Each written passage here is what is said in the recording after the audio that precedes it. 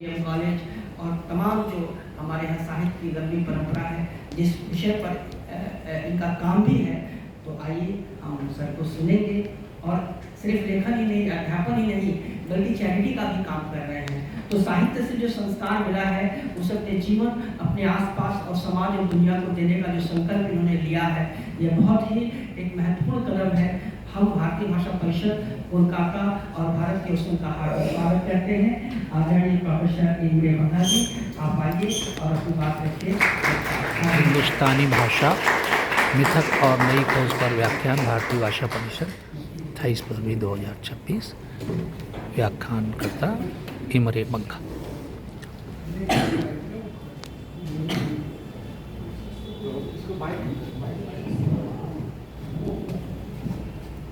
आदरणीय प्रोफेसर शंभुनाथ जी, आदरणीय ईश्वरी प्रसाद जी कांटिया, प्रोफेसर हितेंद्र पटेल और आशीष जी, यहाँ आने के लिए, निमंत्रण के लिए मैं अपना धन्यवाद ज्ञापन कर रहा हूँ। भारतीय भाषा परिषद से तो मेरा बहुत लंबा संपर्क रहा है। लगभग 30 साल से मैं यहाँ आता हूँ और यहाँ के लोगों से मिलता हूँ, और कलकत्ते की हिंदी भाषियों से तो और अधिक गहरा संबंध है। और मुझे बहुत अच्छा लगता है कि कलकत्ते में हिंदी के प्रचार प्रसार के लिए एक ऐसी संस्थान चालू है। मैं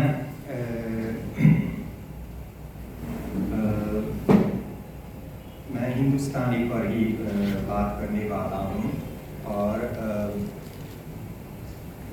उससे पहले मैं यह कहना चाहता हूँ कि मैं अंग्रेज़ों के आने से पहले की हिंदुस्तानी के बारे में बात करूँगा। और आजकल बहुत लोग अंग्रेज़ों के आने के बाद कॉलोनियल इंडिया पर बहुत काम हो रहा है। पोस्ट कॉलोनियल इंडिया पर और ज़्यादा चले जाने के बाद बहुत ज़्यादा एकेडमिक काम हो रहा है। लेकिन मैं सोचता हूँ कि उससे पहले क्या हुआ, अगर हम वो नहीं जानते तो आधुनिक जीवन को भी अच्छी तरह से नहीं समझ सकते हैं।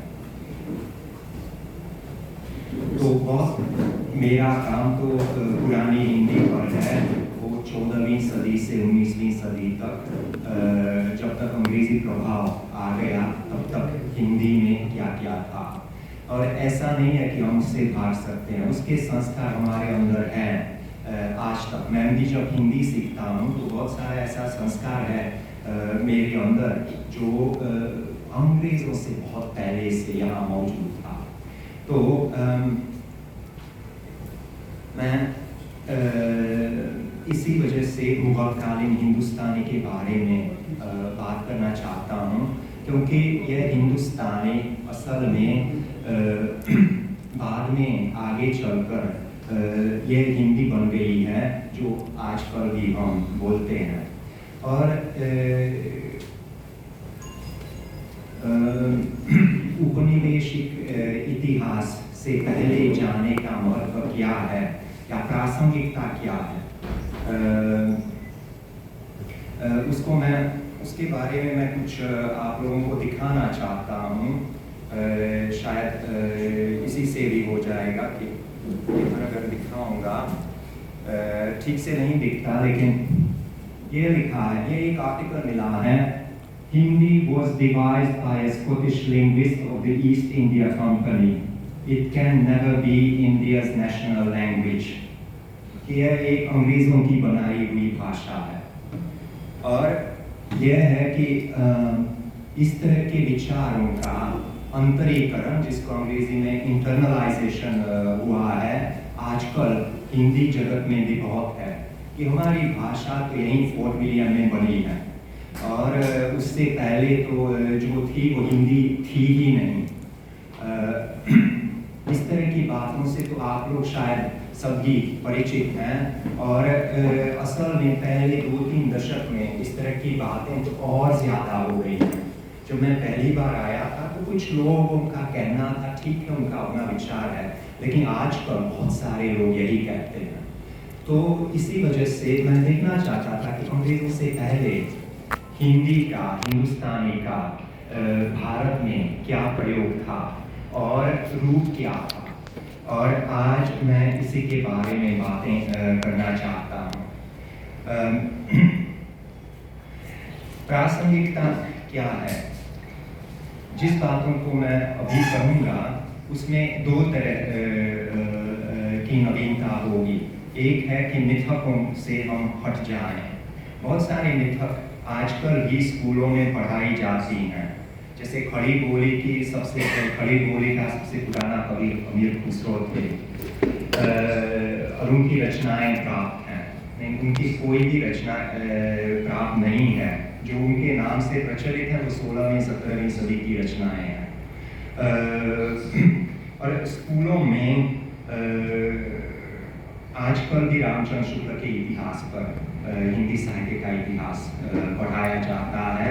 वो अभी 100 साल पुराना होने वाला है और उसमें हम कह सकते हैं जातिवादी, नेशनलिस्ट, या मुझे ये शब्द पसंद नहीं है, तो आज़ादी के संग्राम के समय बना हुआ एक इतिहास है जिस पर ऐसे आदर्श मिल जाते हैं जैसे वीरगाथा का। असल में वीरगाथा काल में जो भी रचनाएं हुई वो वीरगाथा काल की नहीं, वो भी लगभग मुगल काल की रचनाएं हैं। पृथ्वीराज रासो का सबसे पुराना रूप तो मुगल काल से प्रचलित हो गया है। उसके बाद मेवाड़ के महाराजाओं ने इसको बढ़ाया। इस पर बहुत चर्चा हो चुकी है और जो सबसे आधुनिक रिसर्च है उसके आधार पर हम कह सकते हैं कि उसमें वर्णित घटनाएं तो ऐसा है कि कुछ ऐतिहासिक मूल है, लेकिन जो रचना मिलती है वो बात की है। और वीरगाथा काल में जितनी भी रचनाएं हैं है ही नहीं। लेकिन आज़ादी के संग्राम के दौरान भारत को इसकी ज़रूरत थी कि हम दिखा दें कि हमारे यहाँ वीर रहा करते थे। आज क्यों नहीं है? आज अंग्रेज हमारे ऊपर क्यों है? इस पर सोचने के लिए कम से कम ये मदद कर सकता था कि पहले तो एक वीरगाथा काल हुआ करता था। तो ये अमीर खुसरो या वीरगाथा काल सब मिथक है और आजकल के अनुसंधान के तौर पर कोई भी सबूत नहीं मिलता कि उस वक्त वे रचनाएं मिली हों। तो एक मिथकों की तरफ जाने की बात मैं कह रहा हूँ। दूसरी बात है कि क्या हिंदी 125 साल पुरानी भाषा है? क्या यहीं फोर्ट विलियम कॉलेज में बनाई हुई भाषा है? इस पर मैं कुछ और विस्तार से चर्चा करूँगा। लेकिन और एक मिथक है जो बहुत सारे लोग कहते हैं और उस पर मैं विस्तार से बात नहीं करूँगा, लेकिन कुछ उसका जिक्र भी करना चाहता हूँ कि हिंदी साहित्य के इतिहास में लगभग 20वीं सदी तक प्रश्न चिन्ह भी नहीं लगाया था कि ब्रजभाषा, अवधी वगैरह तो हमारे साहित्य का हिस्सा है और सभी लोग उसको हिंदी का हिस्सा मानते थे। बृहद हिंदी का हिंदी शब्द सागर, उसमें ब्रज, अवधी की शब्दावली, सदुकड़ी की शब्दावली प्राचुर्य से मिलती है। और फिर 30-40 साल पहले एक आंदोलन शुरू हो गया कि हिंदी के शब्दकोशों से ये पुरानी शब्दावली हम निकाल दें। तो अगर कोई कहेगा कि ब्रजभाषा हिंदी नहीं है तो उससे मैं पूछूंगा कि क्या इंग्लिश साहित्य का इतिहास पढ़ा है? चौसर का नाम कभी सुना है? चौसर की भाषा आधुनिक अंग्रेजी से इतनी दूर है जितनी ब्रज, अवधी आधुनिक हिंदी से, फिर भी वो साहित्य के इतिहास का हिस्सा है। लेकिन इस बात को अभी मैं छोड़ देता हूँ और मैं खड़ी बोली के इतिहास के बारे में कुछ कहना चाहूँगा। हिंदुस्तानी खड़ी बोली व्याकरण पर आधारित भाषा है और सुल्तानात, दिल्ली सल्तनत की दिल्ली की बोली पर आधारित भाषा है। और हाल में ही पेंसिल्वेनिया यूनिवर्सिटी में एक जोशुआ पियन नाम के बहुत अच्छे युवा विद्वान ने जो खोज की है उससे साफ साफ दिखाया जाता है कि खड़ी बोली का जो व्याकरण है वो बिल्कुल दिल्ली के आसपास के व्याकरणों से मिलता है, और जो परिवर्तन हो गया है उसके बारे में कुछ और चर्चा करेंगे। खड़ी बोली तो एक आधुनिक शब्द है, शायद यहाँ फोर्ट विलियम कॉलेज में ही सबसे पहले उसका जिक्र हुआ था, लेकिन पुराने ज़माने में इसका प्रचलन नहीं था खड़ी बोली का।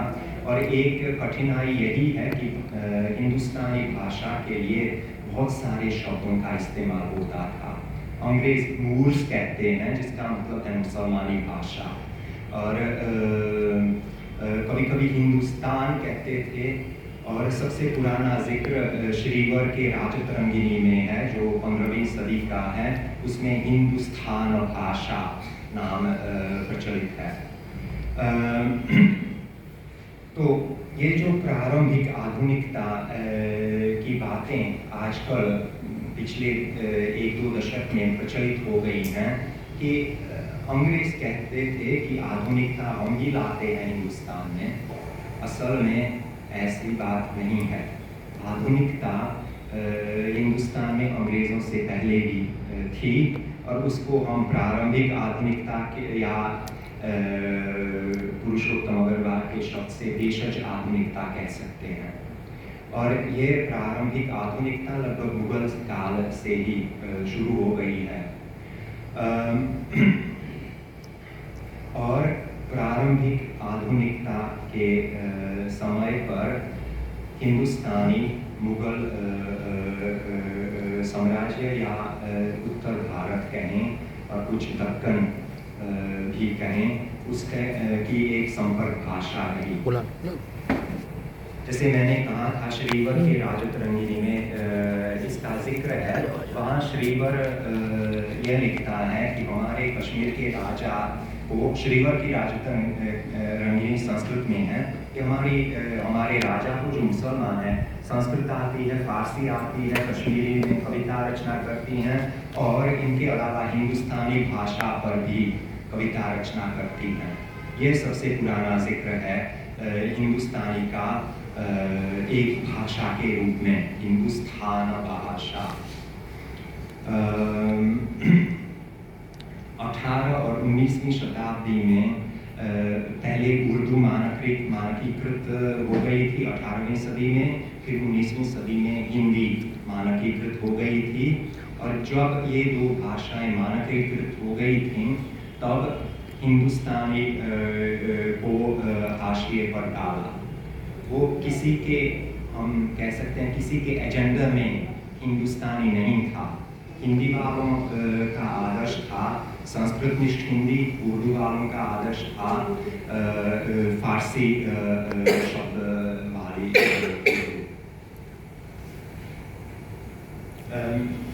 लेकिन हिंदुस्तानी क्या थी उसके बारे में तो बहुत लोग अनुमान लगाते हैं, लेकिन जब मैं ढूंढने लगा कि सबूत कहाँ मिलते हैं तो बहुत ही कम मिलते हैं। और जिक्र अलग अलग विद्वानों ने इधर उधर का जिक्र किया है, लेकिन सब कुछ इकट्ठा नहीं किया गया है। तो मैंने ऐसी कोशिश की थी कि हिंदुस्तानी का जहाँ जहाँ भी जिक्र हो गया है उसको इकट्ठा करूं, और अगर आप लोगों को कुछ और भी मालूम है तो मुझे बता दीजिए कि सब कुछ असल में इकट्ठा हो जाए। तो एक बात यह है कि हिंदुस्तानी का व्यावहारिक प्रयोग लगभग पूरे उत्तर भारत में हुआ था, पंजाब से बंगाल तक या दक्षिण तक दक्कनी के रूप में। और अभी कश्मीर की बात हो गई थी, तो यही विस्तार था हिंदुस्तानी का, सिर्फ हिंदी क्षेत्र नहीं। और इसका साहित्यिक प्रयोग कुछ सीमित था, इसीलिए हम उसके बारे में इतना कुछ नहीं जानते। तो जो साहित्यिक प्रयोग से इतर प्रयोग हुआ था उसमें सिर्फ जिक्र मिलते हैं। जैसे बाबरनामा में उसका जिक्र मिलता है कि दौलत खान लोधी, जिन्होंने बाबर को हिंदुस्तान में बुलाया था, वो लोधी सल्तनत में नंबर 2 आदमी था, उसको फारसी नहीं आती थी। आप समझ लीजिए, भारत में मुसलमान शासक और नंबर 2 फारसी नहीं आती है। और बाबर ने लिखा है कि मुझे एक दुभाषिया की ज़रूरत थी हिंदुस्तानी से फारसी में अनुवाद करने के लिए, जब मैं उनसे मिला था। और बाबरनामा में फिर बहुत सारे हिंदुस्तानी शब्द हैं, और बाबर ने तो हिंदुस्तानी में कुछ दुहा भी रचा था। फिर मुझे कुछ ढूंढारी पत्र मिले जिसमें हिंदुस्तानी का न सिर्फ जिक्र पर नमूने मिले थे। अरे हम बंगाल में हैं, तो आप लोग जानते होंगे बंगला का एक महाकवि थे भरत चंद्र राय, जिन्होंने अन्नदा मंगल वगैरह की रचना की थी। 18वीं सदी के मध्य में मौजूद थे। बहुत ही सुंदर बंगला में लिखते थे। अगर आप लोगों को समय हो तो ज़रूर पढ़िएगा। भरत चंद्र राय ने भी हिंदुस्तानी का जिक्र किया है। और फिर 17वीं और 18वीं सदी में जो पर्यटक आए थे विदेशी, उन लोगों ने इसका जिक्र किया है, कभी कभी हिंदुस्तानी के नाम से, कभी कभी कुछ दूसरे नामों से। उनमें अंग्रेजी, डच, फ्रेंच, इटाली लोग थे। और 1700 के आसपास सूरत में हिंदुस्तानी के 2 व्याकरण भी लिखे गए थे, एक फ्रेंच मिशनरी ने और एक डच सज्जन ने। दोनों अप्रकाशित हैं, हाल में ही प्रकाशित हो गए हैं। तो मैं विशेष धन्यवाद कहना चाहता हूँ। अपने अनुसंधान के दौरान मुझे कई लोगों की मदद मिली थी अनुसंधान के रूप में। उनका नाम मैं सिर्फ बोलना चाहूँगा: मुरली रंगनाथन, नंदिनी चटर्जी, अवधेश प्रधान। और शोध में प्रयुक्त कुछ पहले का अनुसंधान जो बहुत महत्वपूर्ण मानता हूँ, एक जोशुआ पियन, वो पेंसिल्वेनिया विश्वविद्यालय के प्रवक्ता हैं, और एक दूसरा है रामविलास शर्मा, जिनके नाम से आप लोग तो परिचित ही होंगे।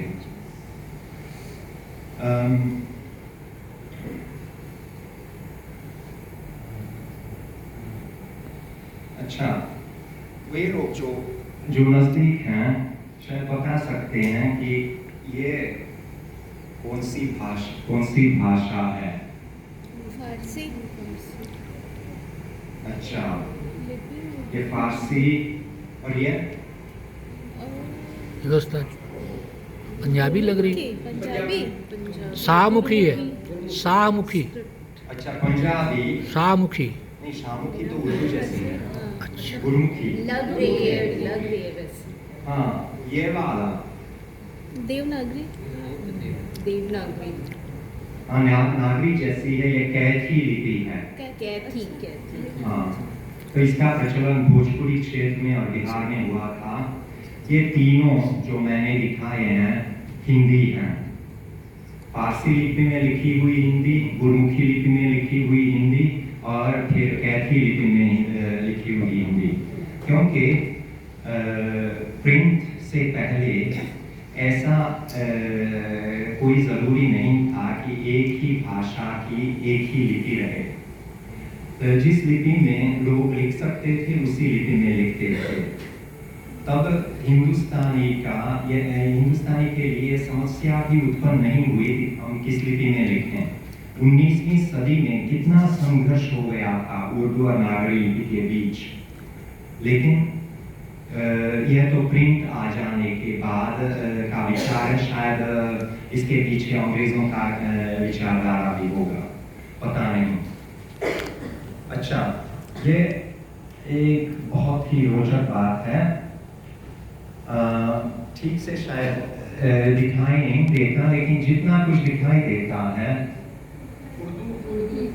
एक तो उर्दू लिपि है, बांग्ला ऊपर बांग्ला और नीचे उर्दू और उसके नीचे अंग्रेजी। इंग्लिश।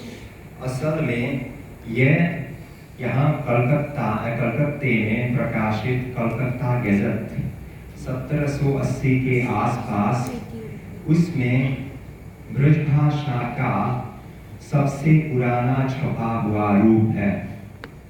लेकिन कलकत्ता गज़ट वालों के पास देवनागरी फ़ॉन्ट नहीं था, तो यह एक ही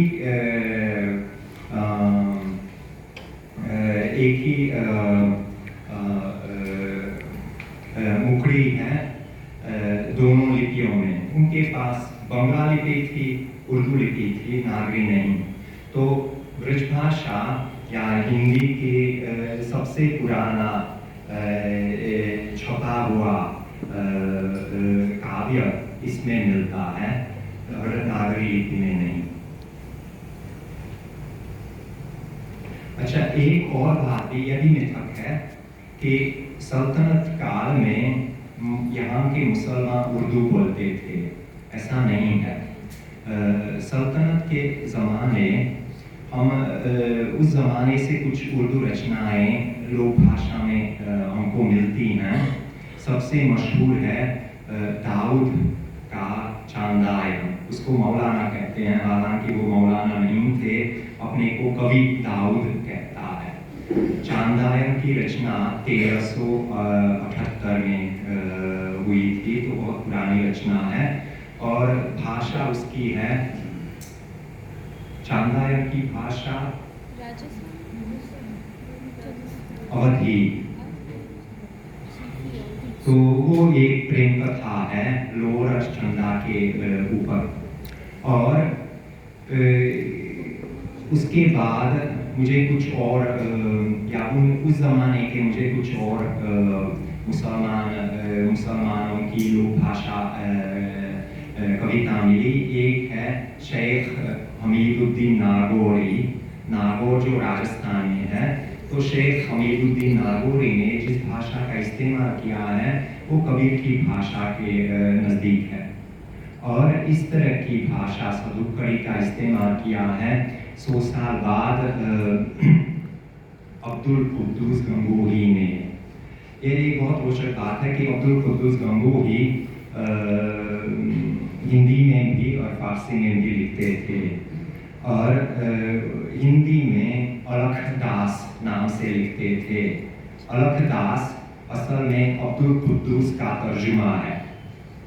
अब्द मतलब दास और कुद्दूस मतलब ईश्वर, और ईश्वर के लिए उन्होंने अलख शब्द का इस्तेमाल किया है।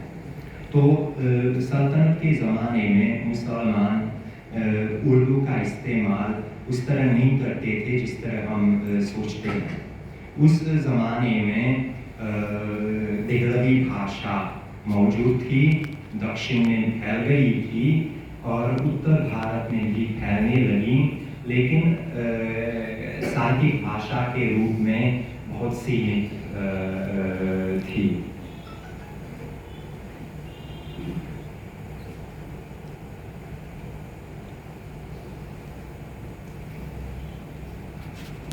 यह शेख हमीदुद्दीन का एक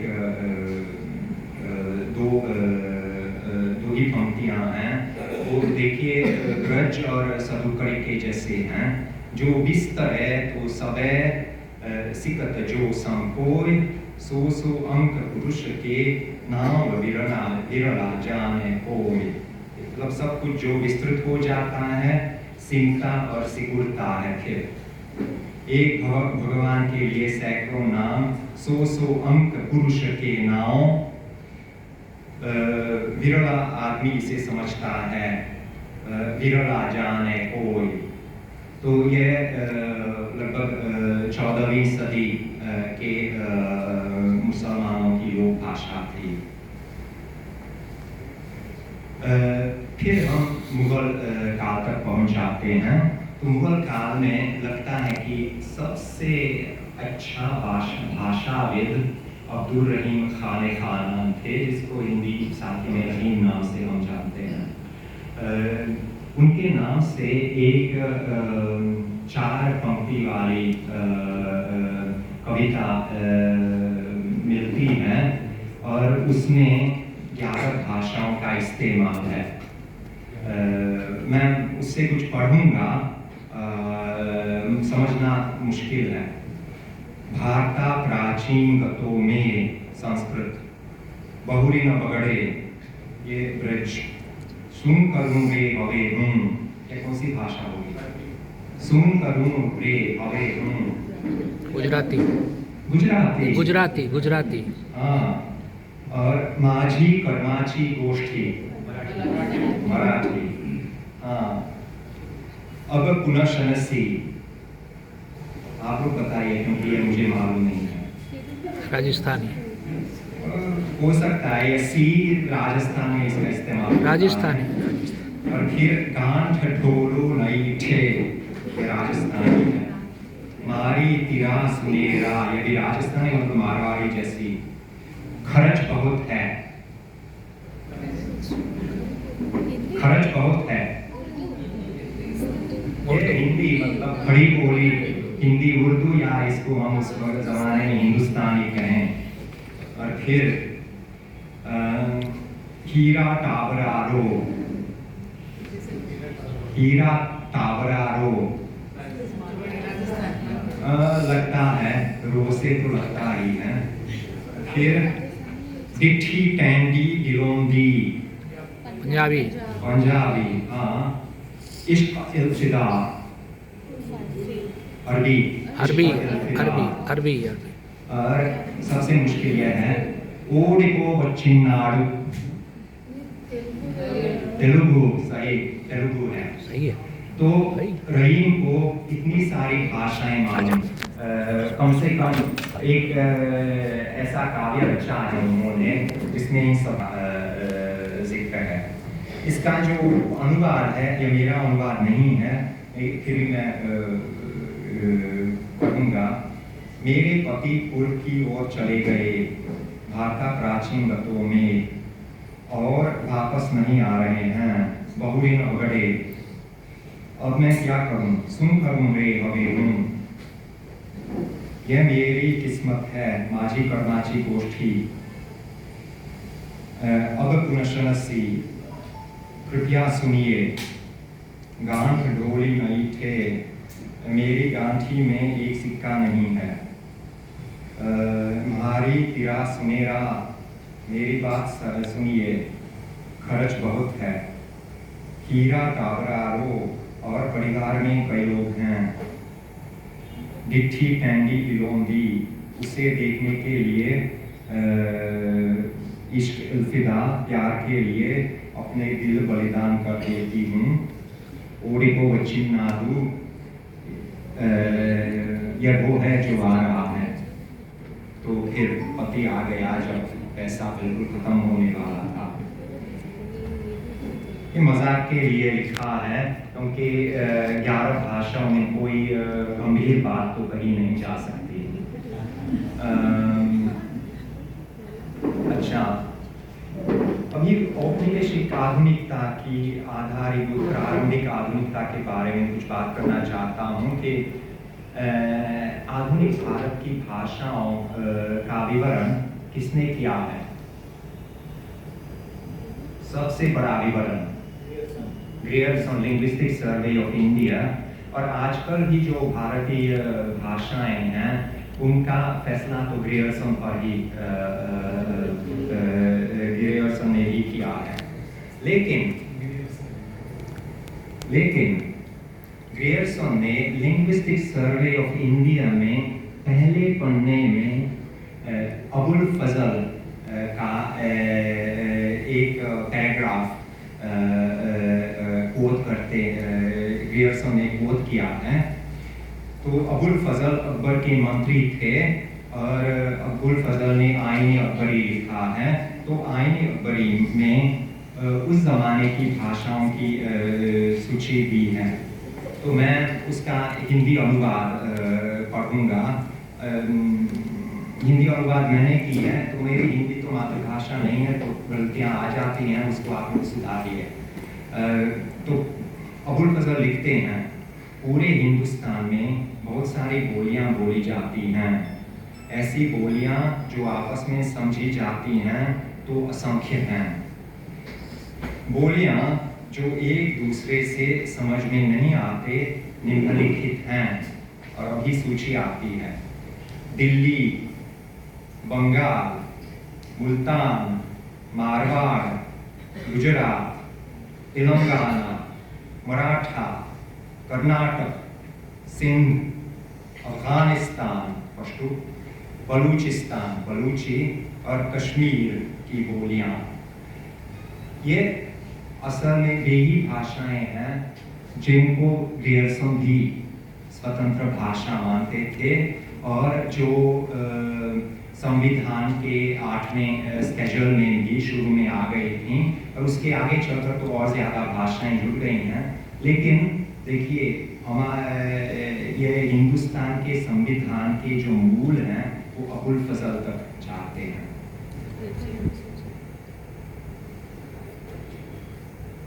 अब एक और बात है कि मैं यह भी कह सकता हूँ कि हिंदी क्षेत्र का सबसे पुराना विचार यही मिलता है अबुल फजल में, क्योंकि वो कहते हैं हिंदी क्षेत्र से बाहर की भाषाओं को देखिए, कश्मीर, मुल्तान तो सिरैकी या पंजाबी समझें, फिर मारवाड़, गुजरात,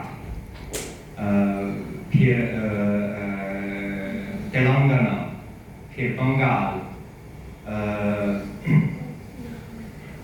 तो और इनके बीच जो बहुत बड़ा एरिया है वो हिंदी क्षेत्र बन गया है ग्रियर्सन की आंखों में भी। लेकिन ये एक तो कॉलोनियल कॉन्सेप्ट तो है ही, लेकिन इसके मूल बहुत बहुत पुराने हैं, और हम यह भी नहीं कह सकते ये गैर भारतीय हैं। अबुल फजल ने जो देखा है, जिन भाषाओं, और ये सब साहित्य भाषाएं थीं उस वक्त, तो बंगाल में, तेलुगु में, इन भाषाओं में बहुत अच्छी साहित्य भी रची जा रही थी उस वक्त, मारवाड़ी तक। तो मैं ये एक दूसरी दृष्टि से यह देखता हूँ कि हिंदी क्षेत्र कैसा है।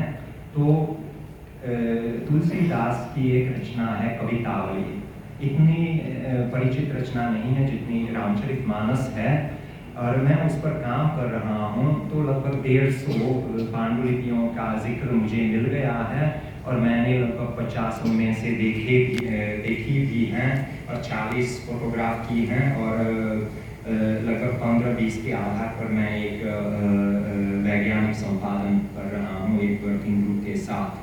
तो ये पांडुलिपियाँ कहाँ कहाँ मिलती हैं उसका एक मैप, एक नक्शा बनाया इधर। तो देख सकते हैं कि लगभग हिंदी क्षेत्र ही है जहाँ तुलसीदास की कवितावली का प्रचलन है 17वीं, 18वीं और 19वीं सदी की पांडुलिपियों के आधार पर। तो ये सिर्फ ऐसी बात नहीं है कि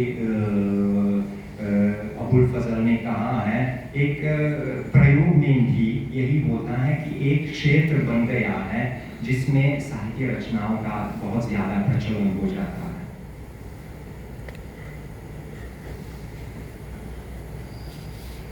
अच्छा, हिंदुस्तानी हम भूल गए हैं, यह ना तो हिंदी है ना ही उर्दू, और इसके बारे में उर्दू वाले भी भूलना चाहते हैं। हिंदी वाले, हिंदुस्तानी अकादमी वगैरह बन गया था, लेकिन हिंदुस्तानी कितना पुराना है उस पर इतनी बातें नहीं हुई। तो उर्दू के बहुत बड़े विद्वान हुए थे, शमशुर रहमान फारूकी, इलाहाबाद प्रयागराज में रहते थे, देहांत 3-4 साल पहले हुआ था उनका। तो ये उन्होंने उर्दू का इब्तिदाई ज़माना और अदब नाम से उर्दू में एक किताब लिखी, फिर उसको अंग्रेज़ी अनुवाद भी हुआ था, अर्ली उर्दू लिटरेरी कल्चर के टाइटल से। तो शमशुर रहमान फारूकी बहुत अच्छे विद्वान हैं, मुझे बहुत अच्छा लगता है उनका अनुसंधान, लेकिन वो हिंदुस्तानी के बारे में कहते हैं कि वो तो ज़्यादातर अंग्रेज़ों का शब्द है और भारत में लोग इस शब्द का इस्तेमाल करते ही नहीं थे। तो फिर एक और बात मैं यहाँ कहना चाहूँगा, यह सर जॉर्ज एब्राहम ग्रियर्सन की बात है, क्योंकि हिंदी के बारे में जो आधुनिक बातें होती हैं, बहुत सारी ऐसी बातें हैं जो ग्रियर्सन तक जाती हैं। तो ग्रियर्सन ने एक the vernacular literature of Hindustan लिखा है। ये टाइटल बहुत अजीब है, क्योंकि यह नहीं लिखा कि हिंदी लिटरेचर या उर्दू लिटरेचर, वर्नाक्युलर लिटरेचर। वो हिंदी उर्दू वाद विवाद के अंदर जाना नहीं चाहते थे। तो the vernacular literature of Hindustan लिखा है। तो उसमें जब आधुनिक हिंदी का अंश शुरू होता है, तो उसकी शुरुआत में लिखते हैं, और मैं पढ़ता हूँ क्या लिखते हैं, हिंदी अनुवाद पढ़ता हूँ।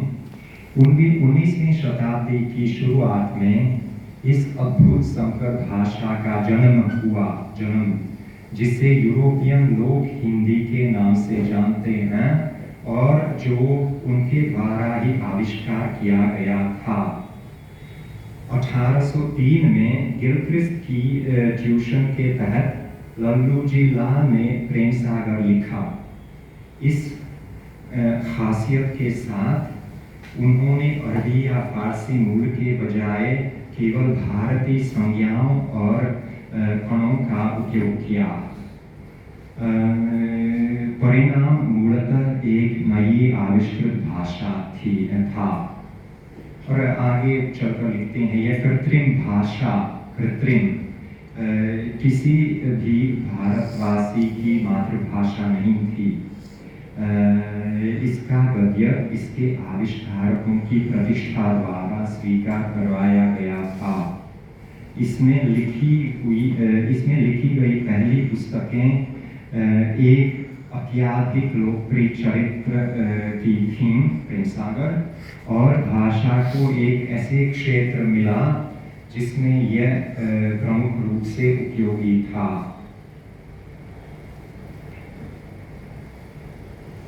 अच्छा, तो मैं उस हिंदुस्तानी के बारे में कुछ बातें करना चाहता हूँ जो फोर्ट विलियम कॉलेज से पहले हिंदुस्तान में बोली जाती थी। वो खड़ी बोली जैसी भाषा थी और आमतौर पर समझ भी सकते हैं खड़ी बोली के आधार पर, मतलब आधुनिक हिंदी के आधार पर। लेकिन उसमें अरबी फारसी शब्दों का बाहुल्य था, उतना ज़्यादा नहीं जितना उर्दू में, लेकिन उसके ज़रूर ज़्यादा जितना आजकल हम प्रयोग में लाते हैं। और कभी कभी ब्रजभाषा के करीब था, जैसे चलुम के लिए चलों या मैन के लिए ओम शब्द का इस्तेमाल, ये सब ब्रज प्रयोग होते हैं। या कहूँगो, ये भी ब्रज जैसा प्रयोग है। और पूर्ण कृदंतम में य का इस्तेमाल होता था। तो मैंने कहा नहीं कहते थे, मैं कहिया, मैं चलिया, ऐसे कहते हैं पंजाबी जैसे। हाँ बिल्कुल, जहाँ दिल्ली थे ना, उसी क्षेत्र की भाषा से मिलती जुलती थी। और फिर लगभग 16वीं 17वीं सदी में यह य गायब हो गया है हिंदुस्तानी से। बहुत सारे लोग इस य की वजह से कहते थे कि हिंदुस्तानी पंजाबी से आई, लेकिन यह एक ऐसा रूप है जो हरियाणवी में भी मिलता है, पंजाबी में भी मिलता है, तो इसको पंजाबी से आने की कोई ज़रूरत नहीं है। तो ख़ास तौर से एक पंजाबी और उर्दू के बहुत बड़े विद्वान हैं, शायद आप लोगों ने नाम सुना है, महमूद शेरानी। लाहौर के थे और फिर विभाजन के बाद तो लाहौर में बस गए थे, तो उन्होंने पंजाब में उर्दू लिखा है। और उनका कहना है कि जब मुसलमान दिल्ली आए तो लाहौर से इतने ज़्यादा मुसलमान आए कि उनकी भाषा से हिंदुस्तानी बनी, लेकिन इसका कोई ऐतिहासिक आधार है ही नहीं। और फिर भाषा की क्या विशेषताएं हैं? एक यही है कि इन्फिनिटिव जो है, कहना चलना, उसका प्रयोग बहुत कम था। जैसे वो कहना चाहता है तो ऐसा कहते थे कि कहिया चाहता है, या चलिया चाहता है, या चलिया चाहे। बिल्कुल ब्रज भाषा के नज़दीक, लेकिन आधुनिक हिंदी की तरफ आने वाली। और जो परसर्ग हैं, जो पोस्टपोजिशन हैं, में, के, बारे में, के, की वजह से वगैरह, उनका बहुत कम प्रयोग हुआ है। और जो जिन लोगों ने ब्रज अवधि पढ़ा है उसमें भी देखा होगा कि परसर्ग बहुत ही कम है। कभी कभी तो हमको अनुमान लगाना है कि यहाँ कौन सा परसर्ग बैठेगा। ऐसा तो हिंदुस्तानी में भी था। अच्छा, और जैसे जोशुआ पीएम ने दिखाया है कि ये दिल्ली की बोली पर आधारित भाषा है, जिसको दक्षिण में देहलवी कहते थे। तो दिल्ली का पतन 1192 में हुआ है, लेकिन उस वक्त दिल्ली की आबादी लगभग 10,000 थी। उस ज़माने में यह बड़ा शहर माना जाता था, लेकिन इस तरह के बड़े शहर तो उत्तर भारत में और 4-5 शहर होंगे। और दिल्ली तो राजधानी थी ही नहीं, पृथ्वीराज की राजधानी तो अजमेर थी। तो दिल्ली एक अच्छी बड़ी शहर था, लेकिन ये हुआ 1192 में। और 1320 के दशक में जब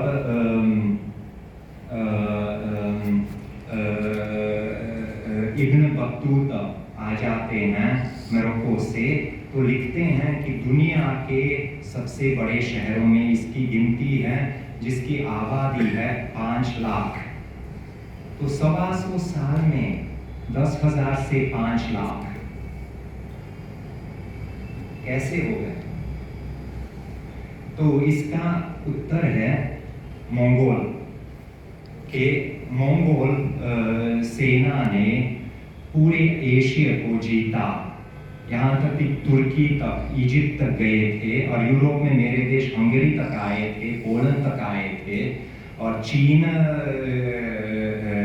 जीत लिया है, लेकिन हिंदुस्तान नहीं जीता। और किसने उनको रोका है? उनमें सबसे बड़ा नाम है अलाउद्दीन खिलजी का। 3 बार मंगोल सेना पर जीता, तो मंगोल इधर नहीं आ पाए। और जहां मंगोल गए वहां शहरों का सर्वनाश हुआ। तो लोग ये जानते थे, और मध्य एशिया से भारत में भाग के आते थे। और जब रेफ्यूजी आते हैं तो कहाँ जाते हैं? राजधानी में, दिल्ली में आए। तो उस 125 साल में 10,000 की आबादी से 5 लाख की आबादी का महानगर बन गया है दिल्ली। और उसकी बोली जो 1192 में सिर्फ एक बोली थी, वो बहुत बड़ी बोली बन गई है, क्योंकि जो लोग मध्य एशिया से आते थे उनको एक ही भाषा नहीं थी। फारसी तो सिर्फ उच्च स्तर के लोग जानते थे, और बाकी लोग तो अपनी तुर्की या फारसी बोली या जो भी बोलियां उधर थी वही बोलते थे। तो संपर्क भाषा उनके लिए देहलवी बनी।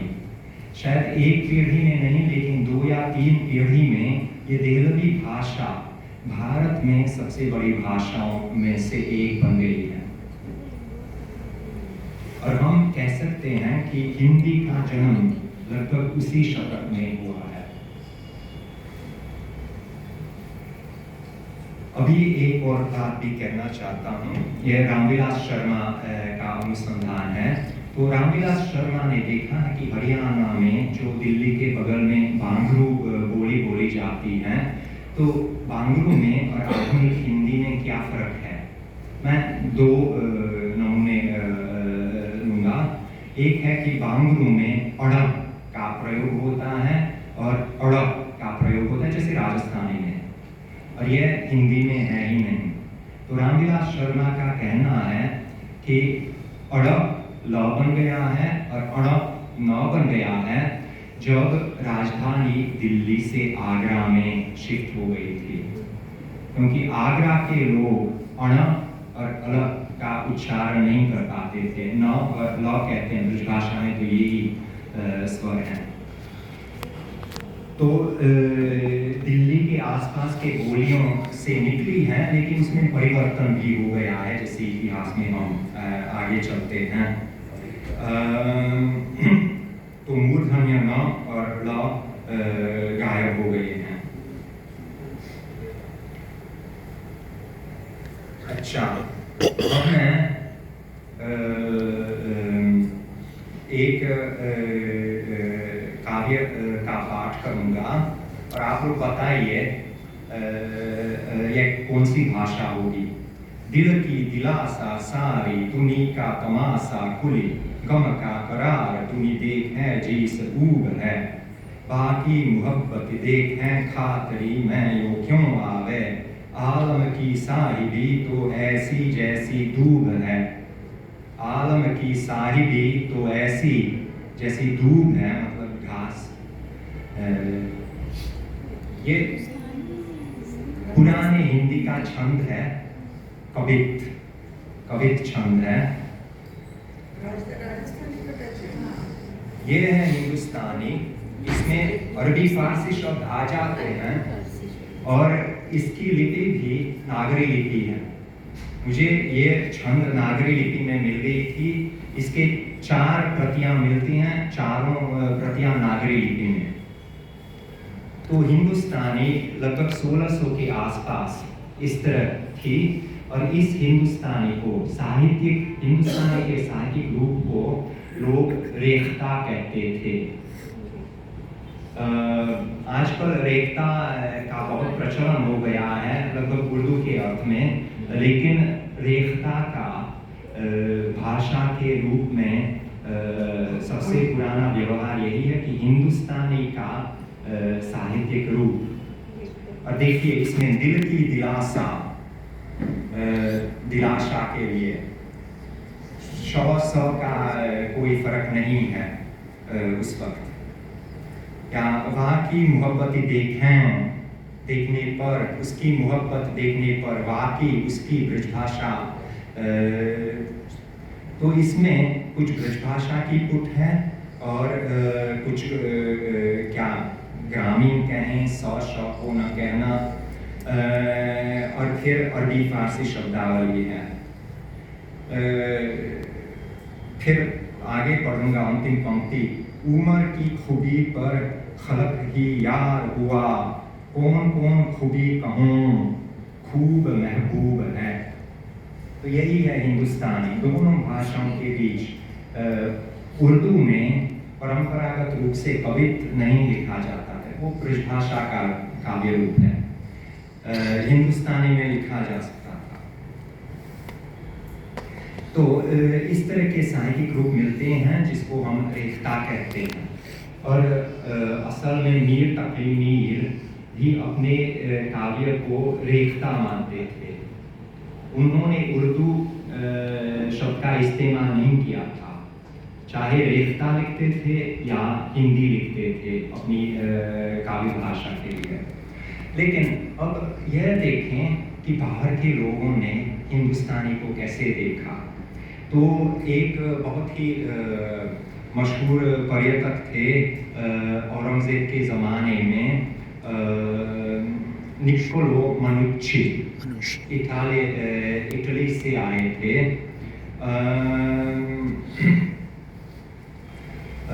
तो उन्होंने जिक्र किया है। और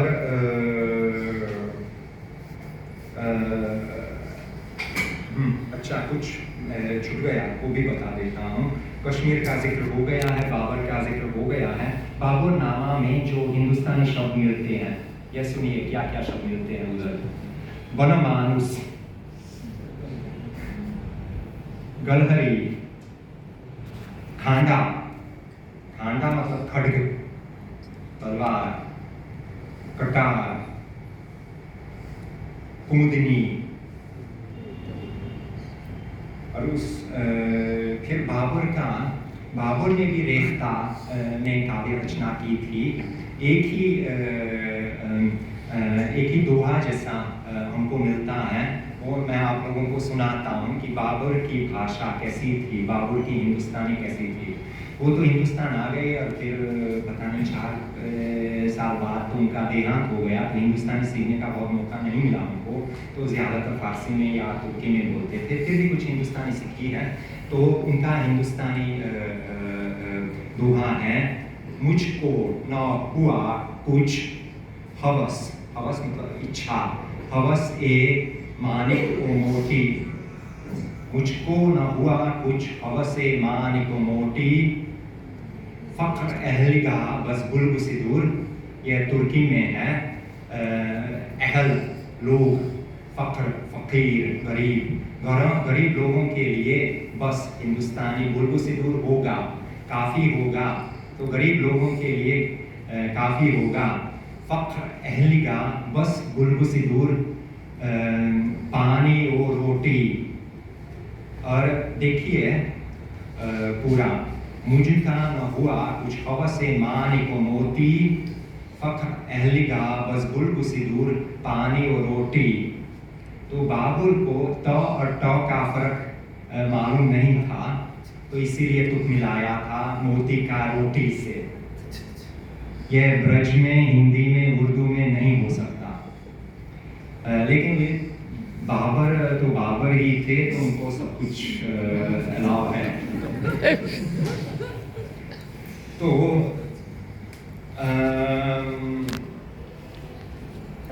1617 में हिंदुस्तानी का पहले अंग्रेजी उल्लेख हुआ है। उससे पहले जो जेसुइट आए थे अकबर के दरबार में, वो फारसी सीखते थे, क्योंकि वो अकबर के दरबार का धर्म परिवर्तन कराना चाहते थे, तो उसके लिए फारसी ज़रूरी मानते थे। लेकिन बहुत जल्दी हिंदुस्तानी पर भी लोग ध्यान देने लगे। और तो निकोला मानुची औरंगजेब के शिविर में थे और वहाँ शिवाजी से मुलाकात हुई थी, और वो मान सिंह के साथ वहाँ थे।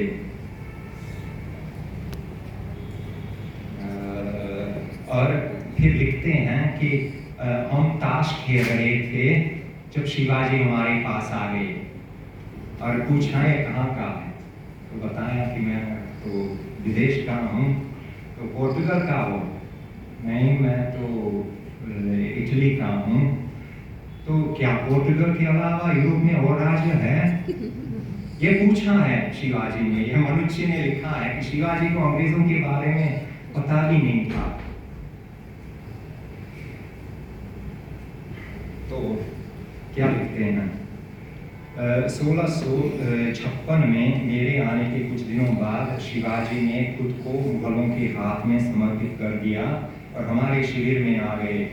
जब भी राजा चाहते थे, मैं रात में उनके साथ बातचीत करने और ताश खेलने के लिए जाता था।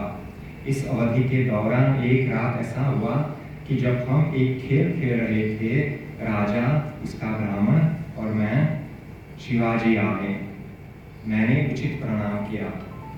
यह पहला अवसर था और इसके बाद मुझे कई बार शिवाजी के साथ बातचीत करने का अवसर मिला, क्योंकि शिविर में किसी और की तरह मैं भी फारसी और हिंदुस्तान जानता था, तो बातचीत के लिए इन दोनों भाषाओं की जरूरत थी। और मनुष्य ने एक जैकब नाम के आदमी का भी जिक्र किया है और उसके साथ यह कहता है कि बहुत अजीब बात है कि वो आगरा में बस गया और उसको हिंदुस्तानी आता ही नहीं, तो क्या होगा उसको, बस इतना ही था। तो उसको आश्चर्य लगा कि यहाँ भारत में आके अगर किसी को हिंदुस्तानी आती नहीं तो क्या करेगा। तो आजकल तो सभी लोग अंग्रेजी बोलते हैं, 400 साल पहले अगर मेरे जैसे लोग यहाँ आते थे तो हिंदुस्तानी ही सीखना पड़ता था। तो अंग्रेजी पर्यटकों में एक जॉन फ्रायर नाम का आदमी था, वो ईस्ट इंडिया कंपनी में डॉक्टर थे। तो जॉन फ्रायर ने लिखा है, यह 1673 की बात है। दरबार में भाषा फारसी है, लेकिन जो आम तौर पर बोली जाती है वो हिंदुस्तान है। तो हिंदुस्तानी नहीं, हमेशा हिंदुस्तान कहते हैं। जिसकी कोई लिपि नहीं है, लिखित भाषा को बनियान कहा जाता है। ये बनियान क्या है? ब्राह्मण से आता है या बनियान से आता है? हो सकता है कैथी, बनियान। बनियान। जो फारसी और भाषा फारसी और स्क्लेवोनियन वो भारतीय लोक भाषाओं के लिए कह रहा है। तो फारसी और स्क्लेवोनियन का मिश्रण है, जैसा कि भारत की सभी बोलियां हैं, कि सभी बोलियों में फारसी का मिश्रण है उसी जमाने में। अच्छा, फिर 1700 के आसपास एक French missionary John Marie de Tours ने लिखा है इस भाषा के बारे में। इस भारतीय या मुगलियन भाषा का उपयोग सबसे आसान और अपरिहार्य है। यह एक ऐसी विधि है जो मिशनरियों को उनके मिशनों के उपक्रमों में रास्ता दिखा सकती है, व्यापारियों को उनके व्यवसाय में मदद कर सकती है और अलग अलग क्षेत्रों से गुजरने वाले राहगीरों की सहायता कर सकती है। ब्राह्मणी यानी संस्कृत और स्थानीय भाषा यानी लोक भाषाओं व बोलियों को छोड़ें और भारतीय या मुगलिया का प्रयोग कर और इसके नियम कानूनों को अध्ययन करके बातचीत में इस्तेमाल करना बहुत व्यावहारिक होगा। तो 1700 में भारत में यही स्थिति थी। अच्छा, प्राणनाथ एक संत थे जो अपने को विष्णु का कल्कि अवतार बताया था और मुसलमानों के लिए अपने को मेहदी बताया था। मतलब जो आने वाले हैं हिंदू धर्म में तो कल्कि आने वाले हैं, मुसलमान धर्म में मेहदी, तो वे अपने को दोनों बताया है। और उनका की जीवनी काव्य में लिखा हुआ है और टाइटल है बीतक। अभी भी संप्रदाय मिलता है उनके नाम से, प्रणामी संप्रदाय। तो बीतक में यह लिखा है, यह हिंदुस्तानी भाषा में लिखा हुआ काव्य जीवनी है और शुरू में उसके बारे में चर्चा हो रही है कि यह किस भाषा में लिखी जाए। सबको प्यारी है अपनी जो है कुल की भाख, सबको प्यारी है अपनी जो है कुल की भाख। मतलब सबको अपनी कुल भाषा तो प्यारी है ही। अब कहूँ भाखा मैं किनकी, यहाँ में तो भाखा है लाख, तो यहाँ तो लाख भाषाएं हैं, मैं किनकी भाषा में कहूँ। सबको तो अपनी अपनी कुल की भाषा प्रिय है। बिना हिसाबे बोलियां मिने सकल जहां, मिने मतलब में, सकल जहां में। बिना हिसाबे बोलियां मिने सकल जहां। फिर सबको सुगम जान के कहूँगो। तो सुनिए और फिर तुक मिलाइए। बिना हिसाबे बोलियां मिने सकल जहां, सबको सुगम जान के कहूँगो। जोर से कहिए हिंदुस्तान। हाँ, यही है कि मैं हिंदुस्तानी में लिखूंगा सबको सुगम जान के, क्योंकि वो सब लोगों के लिए सुगम है। तो सिर्फ विदेशी नहीं लिखते, भारतीय लोग भी लिखते हैं। लेकिन बहुत कम लिखते हैं, क्योंकि लिखित रूप में हमें ब्रजभाषा मिलती है, फारसी मिलती है, अवधी मिलती है, और ये जो संपर्क भाषा थी इसको इतना सम्मान नहीं मिलता था उस वक्त। तो विदेशी जानते थे कि रोजगार के लिए तो इसकी जरूरत है। अच्छा, अभी एक बहुत रोचक बात आप लोगों को बताऊंगा, वो राजस्थान से संपर्क रखता है। 1666 मई में मुगल शिविर में हिंदुस्तानी का प्रयोग।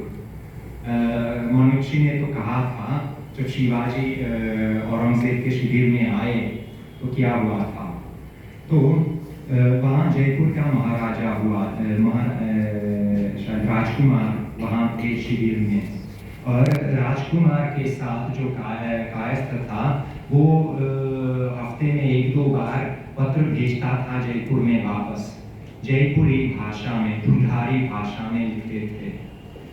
लेकिन तो अगर आगरा से 15 मई 1666 का एक पत्र है, और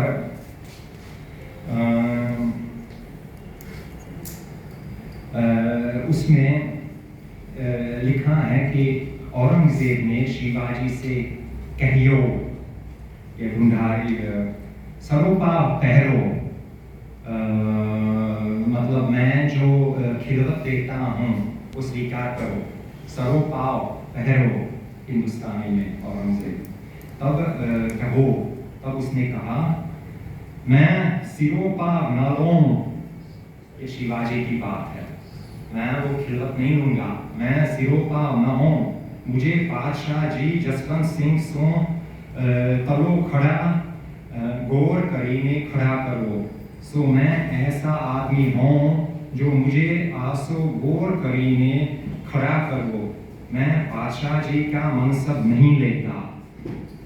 शिवाजी कह रहे हैं चाकर नहीं रखता, मुझे मारियो चाहो तो मारो, कैद में किया चाहो कैद में करो, सरोपा ना पहरो। तो ये शिवाजी का हिंदुस्तानी है औरंगजेब के प्रति, और ये उन्हीं दिनों में लिखा हुआ है। हो सकता है कि शब्द बिल्कुल भी ना हो, लेकिन जो वातावरण लिखा है कि शिवाजी और औरंगजेब जिस भाषा का इस्तेमाल करते थे वो तो इसमें स्पष्ट है कि वो हिंदुस्तानी था, लेकिन इस तरह का जिक्र बहुत ही कम मिलते हैं, ये बहुत मुश्किल से मिला। असल में ये जिक्र अलग अलग जगहों में मिलते हैं। ये जगन्नाथ सर का फॉर्मूला था। तो बंगाल में हिंदुस्तानी, भारत चंद्र राय का नाम मैंने बताया था, तो वे भी मानसिंह और मानसिंह के बारे में लिखते हैं कि औरंगजेब के मिलने पर क्या हुआ था अन्नदामोदर में। मैं बंगला में पढ़ूंगा, बंगला तो लगभग सभी लोग समझते हैं ना। हाँ, तो मानो सिंह बादशाहेरो होइलो जे बानी, मानो सिंह बादशाहेरो होइलो जे बानी, उचित जे पारसी अरबी हिंदुस्तानी था हिंदुस्तानी ओरियाची शेई मोतो बोरनी बारे पारी। मतलब मैंने सब कुछ पढ़ा है और बोरनी बारे पारी, और मैं वर्ण मतलब लिख भी सकता हूँ इनको। किंतु शे शकल लोग बुझीबार भारी, लेकिन ये सब अरबी फारसी हिंदुस्तानी तो सब लोगों के लिए बुझीबारी भारी। ना रोबे प्रसाद गुण ना रोबे रसाल, मतलब प्रसाद गुण सहजता उसमें नहीं रहेगी, स्वाद उसमें नहीं रहेगा। और तो ये कोई भाखा बोरोनी मिशाल, तो मैं कुछ मिश्रित भाषा में इसका वर्णन करूंगा। लेकिन ये हमको साबित करता है कि हिंदुस्तानी को बंगाल के शिक्षित लोग भी जानते थे, कम से कम 18वीं सदी में।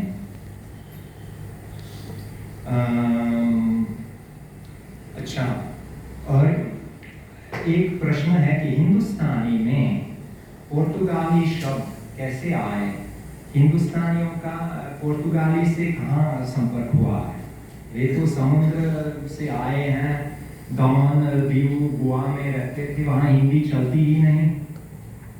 अकबर के दरबार में जो जेज़ुइट आते थे वो फारसी सीखते थे, तो पुर्तगाली शब्द हिंदी में कैसे आए? बहुत सारे शब्द हैं, कमरा, चाबी, अलमारी, बोतल, बाल्टी, तौलिया, पाव, गिरजा वगैरह, ये कहाँ से आए?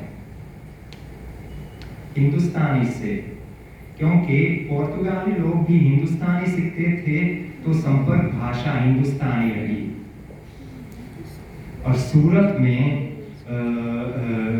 हिंदी के 2 व्याकरण बने गए हैं, क्योंकि वहाँ सबसे बड़ी ज़रूरत थी विदेशियों को हिंदी सीखने, हिंदुस्तानी सीखने की। अच्छा,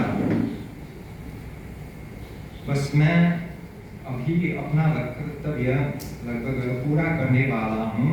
कुछ बताता हूँ कि अकबर के ज़माने में या हुमायूं के ज़माने में, बाबर का दोहा तो सुनाया है, तो हुमायूं के ज़माने में हिंदुस्तानी कैसा होता था? वो मिश्रित काव्य में मिलता है कि कुछ अंश फारसी में है और कुछ हिंदुस्तानी में। एक बहराम सक्का बुखारी है, तो वे लिखते हैं, खार शुदम जार शुदम, मतलब मैं मनहूस और कमज़ोर हो गया, लूट गया, दर रहे इश्क तू, कमर टूटा है। तो दर रहे इश्क तू, तेरे इश्क के राह में कमर टूटा है। गर्ची बदन गुप्त रकीब कुट्टन, उसका कहा मत करो ये झूठा है। गाह न गुफ्त की जमाली, तू बैठ थम करो, क्या अपना करम फुट्टा है। ये भी मजाक के लिए करते हैं, मतलब आधा फारसी आधा हिंदुस्तानी, तो कुछ मजाक के लिए। एक इश्की खान हुए थे, कुछ लोगों का कहना है कि अकबर के मीर मुंशी थे, हो सकता है 17वीं सदी के में मौजूद थे, तो उन्होंने, तो अकबर के ज़माने में उन्होंने एक मसनवी लिखा है, सर्द ओ गर्म ए ज़माना, मतलब ज़माने की सर्दी और गर्मी, मतलब जब हम धनी हैं और जब हम गरीब हैं, वो ज़माना कैसे बदलता रहता है। तो एक आदमी का विवरण है जिसके 3 पत्नियां हैं, एक फारसी, एक तुर्की और एक हिंदुस्तानी। और वो धनी आदमी घर पर आ जाता है, तो हिंदुस्तानी पत्नी क्या कहती है, ये फारसी में है लेकिन पत्नी फिर हिंदुस्तानी में बोलेगी। तो जन ए हिंदी, मतलब हिंदुस्तानी पत्नी, जियक तरफ गुया, एक तरफ से कहा है, उसने कहा, होम तेरी लौंडी, तू मेरा खंदगार खाबिन हस्बैंड, तुम जो मुझको प्यार करते हो, होम भी करती हूँ तिहारा प्यार। अपने कोठे पे मैं बिछाऊं पलंग, लेट जियो पाँव पसार, बीच तू लेट लोंडियां चौगिर, फरमान आसपास तू बचकार। तो पत्नी को तो पढ़ाई मिलती ही नहीं थी, लेकिन कम से कम हिंदुस्तानी जानती थी, तो उसका विवरण यहाँ है। और जब पति धनी नहीं है, मतलब गरीब हो गया है, तो हिंदुस्तानी पत्नी क्या कहती है वो भी मैं पढ़ता हूँ। जने हिंदी, तो हिंदी पत्नी, जी एक तरफ गुयर, एक तरफ से कहा, तेरी माँ बोली तेरा बाप चमार, झूठ कुछ थे बहुत सुना मत बोल,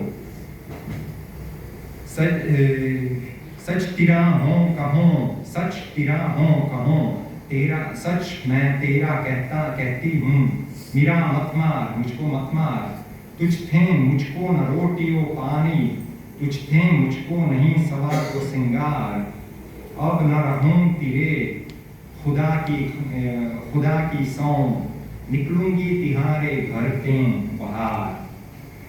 देखिए इनकी भाषा में फारसी इतनी नहीं आती है। खुदा की सौम और कुछ चौगीर बहुत ही कम ऐसा है। तो फिर ये अरबी फारसी का वातावरण है। अब देखें इनके बीच में जैसे संत दादू दयाल हिंदू या मुसलमान दोनों के बीच का संप्रदाय जो चलाया, तो दादू ने भी इस तरह का काव्य लिखा हिंदुस्तानी में। कम लिखा है, ज़्यादातर तो सदुकड़ी और ब्रज के आसपास लिखा, लेकिन हिंदुस्तानी में उनका है अल्लाह तेरा जिक्र फिक्र करते हैं, आशिक मुस्ताक तेरे तरसी तरसी मरते हैं। और अंतिम पंक्ति पढ़ता हूँ, दादू दीवान तेरा जर गरीब घर के हैं। मतलब दादू तेरा ही है, तुमने जर से पैसे से खरीद लिया है, वो तो घर के हैं। यहाँ तक कि कृष्ण भक्तों ने भी हिंदुस्तानी रेखता में काव्य रचना की है। स्वामी हरिदास का है, बंदे अख्तियार भला चित्त न डुलाओ आओ, समाधि भीतर न हो अगला, न फिरी दर दर पिदर न हो अगला। कही हरिदास करता किया सो हुआ, सुमेर अचल चला। करता किया सो हुआ, सुमेर अचल अचल सुमेर पर्वत भी चला। तो मैं इन्हें यह दिखाना चाहता था कि हिंदुस्तानी का बहुत प्रचलन था। एक तो व्यवहारिक भाषा के रूप में हर जगह फैली गई थी, हिंदी क्षेत्र से बाहर भी, और साहित्यिक भाषा रेखता के रूप में भी मिलती है, लेकिन वो बहुत सीमित है। आमतौर पर जो जिनके नाम से रेखता मिलती है वे चाहे फारसी के कवि हो या सदुकड़ी या ब्रजभाषा के कवि, लिपि तो कुछ भी हो सकती थी, उसकी समस्या थी ही नहीं। तो यह अंग्रेज़ों से पहले का हुआ था। और बिल्कुल समय कम है, लेकिन यह भी कहना चाहता हूँ, ये रामविलास शर्मा का अनुसंधान है। गद्य, खड़ी बोली हिंदुस्तानी में गद्य, कहते हैं कि अंग्रेजों ने गद्य बनाया।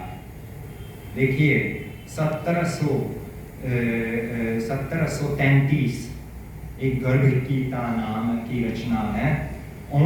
अर्जुन श्री कृष्ण भगवान पास पूछता है, श्री कृष्ण उत्तर देते हैं। श्री कृष्ण जी की आज्ञा है कि जो कोई इस गर्भ गीता को मन लाए कर पाठ सुने, इसके निकट जम किंकर आवे नहीं। तो ये 1733 की भाषा है, आधुनिक हिंदी की जैसी। और यह ब्राह्मण ने लिखा है और ये फारसी हटा दिया। लल्लूलाल अभी 50 साल आप इंतजार कीजिए जब वो पैदा हो जाएगा। यहाँ 1766। और जो इस कथा को सुनते और पढ़ते हैं वे सब पापों से छूटकर विष्णु लोक को चले जाते हैं। श्री कृष्ण भगवान बोले हैं, युधिष्ठिर, जो पवित्र प्राणी संसार सागर की गुफा में सुख से विचरने की इच्छा करते हैं, वे अनंत देव का पूजन करके अपने दाहिने हाथ में अनंत का उत्तम डोरा बांधते हैं। और यहाँ तक कि मिशनरी लोग भी इसका इस्तेमाल करने लगे। 1751 की बात है, बेतिया बिहार में एक जवाब सवाल एक क्रिश्चियन और एक हिंदू के बीच इटालियन लोगों ने लिखवाया है। तो उसमें हिंदी ऐसी है, परमेश्वर ने आदमियों को पैदा करी के उन्हों को एक ईमान दिया है, संसार को समझाने को किस काम के वास्ते हम लोगों को दुनिया में रखा है। तो यह हिंदुस्तानी के रूप हैं 18वीं शताब्दी में। और हिंदुस्तानी कुछ दस्तावेजों में भी मिलती हैं। कम मिलती हैं लेकिन कुछ मिलती हैं। एक दो वाक्य दस्तावेज से पढ़ता हूँ, वो 1780 के आसपास है। नवाब अमीरुल ममालिक गवर्नर जनरल बहादुर के इकबाल से वो प्रजा के भाग से नवाब इब्राहिम अली खां बहादुर काशी के हाकिम है। ईश्वर ये हाकिमी दायम कायम रहे। जो लिखा है सो सब सही, सब ब्राह्मण राजी हैं, आशीर्वाद देते हैं कि कंपनी सलामत रहे, जिसके राज में ऐसा सुख है। फिर मानकीकरण आ गया है 1720 में